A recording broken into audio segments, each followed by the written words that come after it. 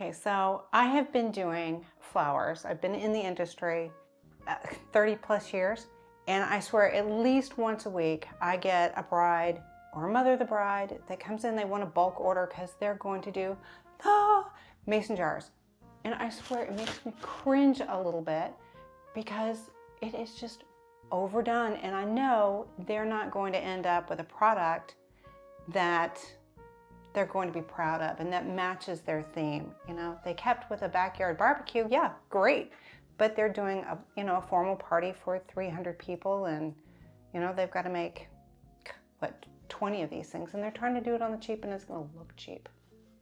So most of your mason jar arrangements, they're at formal weddings. People just really, they're there for the food and the booze, and I get that because hell, that's what we all want. And the first thing they say is, well, we'll cut costs with flowers. We can do that ourselves. And yes, you could do that yourselves. But the immediate go-to always seems to be that damn mason jar. And they're gonna wrap burlap around it, and they're gonna wrap lace around it, and they're gonna put a lipstick on a pig, trying to make this, low budget option to be elevated. And it's not. It never really conveys the style or the tone that the bride was originally looking for. It just ends up being, cost cutting. Now, if you have a garden wedding or a backyard barbecue, hell, everybody loves a kegger, right? Get your local barbecue people out, have a keg, have your backyard wedding, and do your mason jars filled with wildflowers. Absolutely adorable. But, anything else is just not really appropriate for that mason jar. Fill it with moonshine instead of, roses and hydrangea. So I'm going to show you 3 things today. I'm going to show you what the typical DIY designer comes up with. And these are people that really don't have much experience. All they're doing is looking at a picture, and they have a hard time distinguishing between what is nicely done and what is overdone. And then I'd like to show you another arrangement. It's actually in a mason jar, something that's much more appropriate for that actual container. And then I would like to just take mason jars right off of the table completely and show you a simple, easy, budget-friendly, DIY-friendly, design-friendly, the whole package, something that you can do and be really proud of. So guys, this is what I mean by lipstick on a pig. You might say, Cheryl, you're being awfully critical. There's nothing wrong with this. Well, there's nothing great about this. In fact, I think the design is pretty poor on this, even though we've done our 3 roses and put them where they're supposed to be. You still have eyeballs in this, no matter where you look, and that's just not attractive. And I think what's happening is the balance of this jar. There's just too much vase compared to the size of your container. And even though we're in that mode of keeping it under this for the appropriate size of a centerpiece, I still don't think it has any kind of really nice balance. Really, your centerpieces for a wedding should be down here. Your people are going to bring all of your color and flavor. You don't really have to go overboard, which is what this is in a centerpiece. So let me show you an example of what I think is appropriate for a mason jar arrangement. I'll be back in a sec.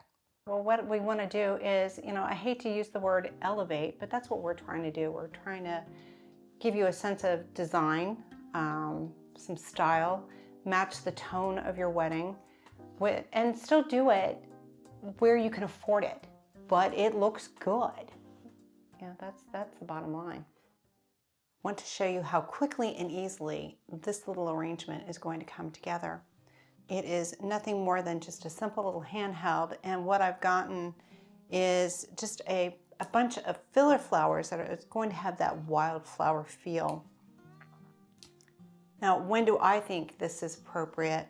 I think a summertime backyard wedding, a garden party style, maybe something in a barn. This reminds me of when my nephew got married. It was in the backyard, cleaned out a huge garage, set up tables, And we had little bouquets like this. And it was absolutely adorable. And I think that's when this is appropriate.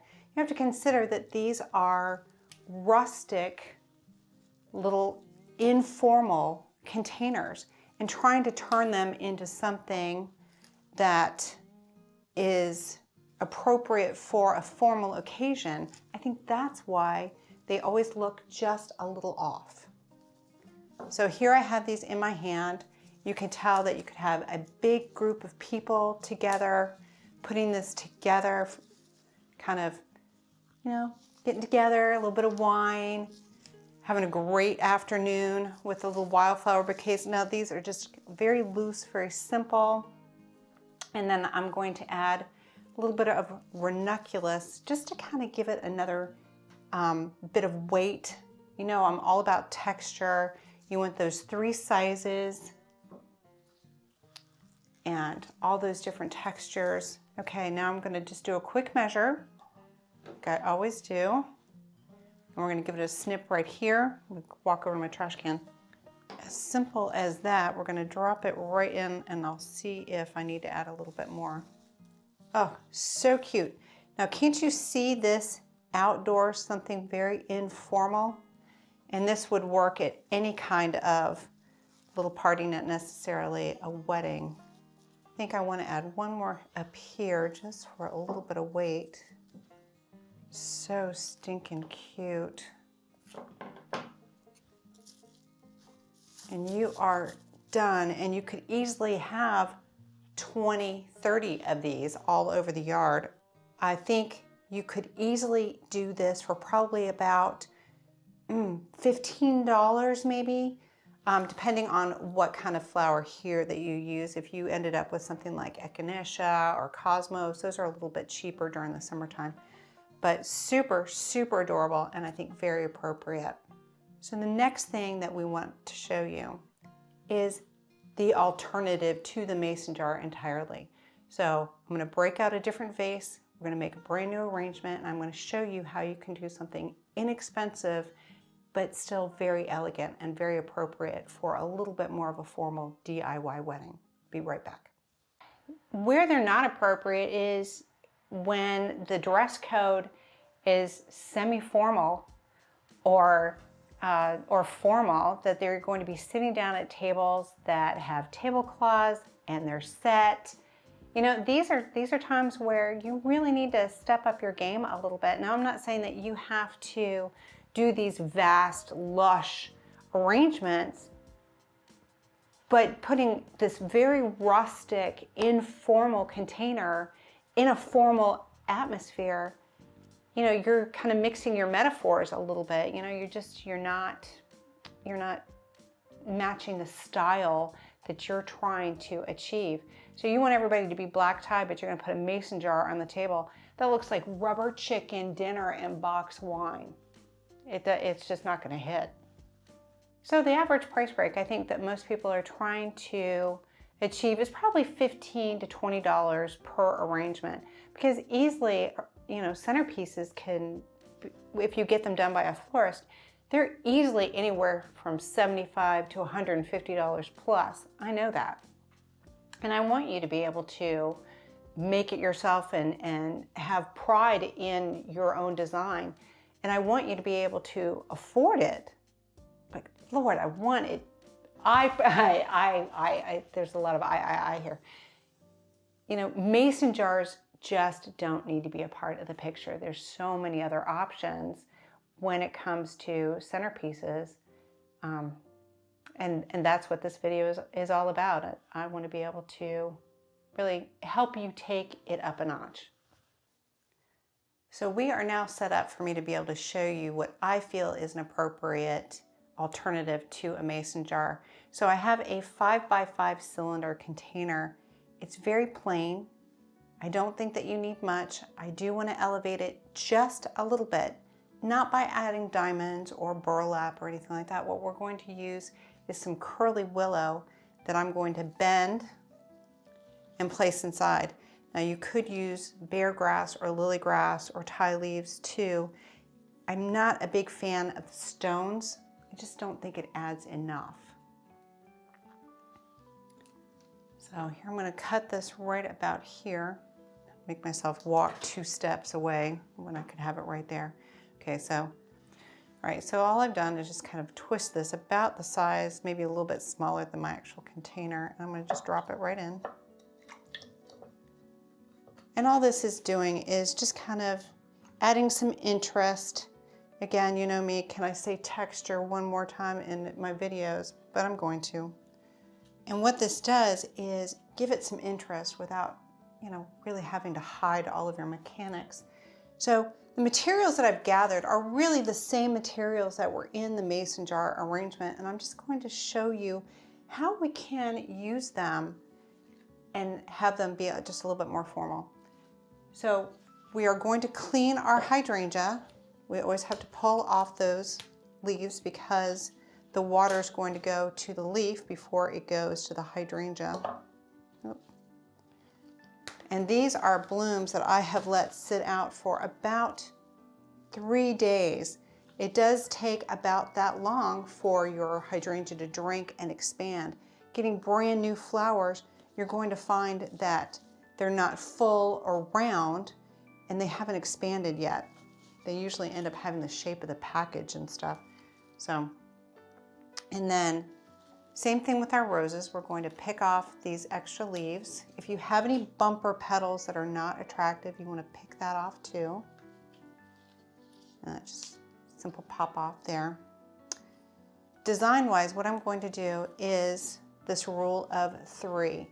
What that's going to do is give me a focal point without having these polka dots 1, 2, 3 all around the arrangement. Now you've got a nice little focus right here, which I find is much more appealing. Now I could just plop this right in, but I think it's going to be easier if I take my baby's breath and make a little collar with it, if you will. Bounce this apart. And it'd probably be easy if you pre-cut these sizes, but honestly, I'm so used to holding things in my hands as I work.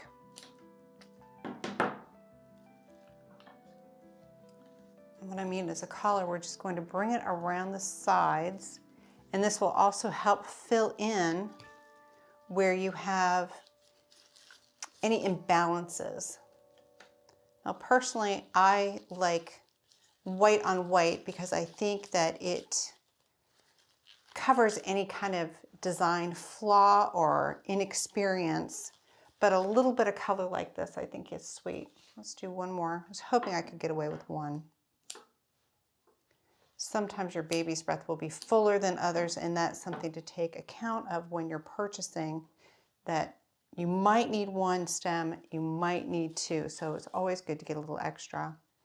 And then with hydrangea, because they can be a little finicky, again, always good to have a little bit of extra of that too. Looks like I'm a little heavy on this side. Let me bring that around.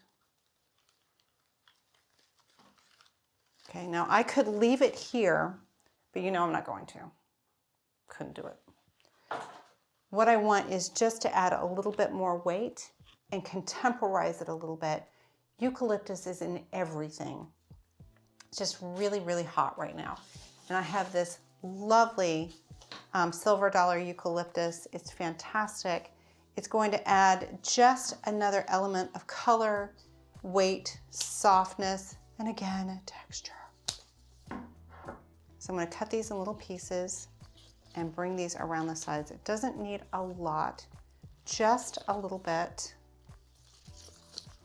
I'm going to pick off anything that's going to sit in the water.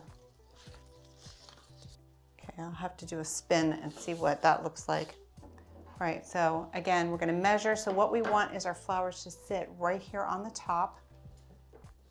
Cut about here. And I should just be able to roll that right in if it's, and I can still do any kind of adjustments. Let me look at this over here. Got some wild baby's breath going on. Got this little guy over here. I'm trying to even out a bit. And with DIY, it doesn't have to be perfect, but you do want it to have a nice sense of balance. And what I'm kind of doing is just being a little picky, kind of bringing it around so that it's a little bit more even. I don't need to have baby's breath all through these. And I purposely grouped this hydrangea close together. If I had them over here, look like I had two big boobs right here. And we don't want that. We want them grouped together so you've got one nice big solid mass. So as you can see, this definitely follows that rule where it's right underneath, but I think adds a little bit of elegance, but still so easy for your average DIY person to do. Let's talk money. So if I calculate this out at grocery store prices, not florist prices, but grocery store prices, because I know most of you are buying from grocery stores and big box stores, your container is probably anywhere from $3 to $5. Your hydrangea are probably about $3 a piece, and then your roses are probably about $1 a piece. Baby's breath, $1 a stem. Eucalyptus, I still think that that's about $1 a stem. So if we go, see, 1, 2, 3, 4, 5, 6, 7, 8, 9, 10, 11, easily still in that $15 to $20 ballpark, where if you look at this one, that's still at that $15 ballpark. This one was a lot more energy, a lot more work because we still had to decorate the container. And then in the end, you don't have great design. So I think that this is a fantastic alternative to a mason jar and definitely belongs in your wedding. What I'm hoping that you're going to do is that this will give you the confidence to be able to do it yourself and produce something that does represent the tone and style that you're trying to achieve, and have a good time doing it and have a lot of pride that you've created something yourself, because that's a fantastic feeling. It's wonderful. Leave the mason jars for the iced tea, and let's elevate our game. Let's do it better, because you can with the same amount of money and the same amount of effort. But I also would love to be able to explore a little bit more about what it takes to do your own wedding, to plan your own wedding. There's a lot of components that really need to be explored, and I'd love to be able to go through that with you. You know, in fact, we could call that bridal boot camp. We could really get into some nitty-gritty about what it takes for planning. And in fact, I like that idea. So if you could leave me a comment, if you're interested in that, God, that'd be so helpful. And by the way, let me know where you're watching this.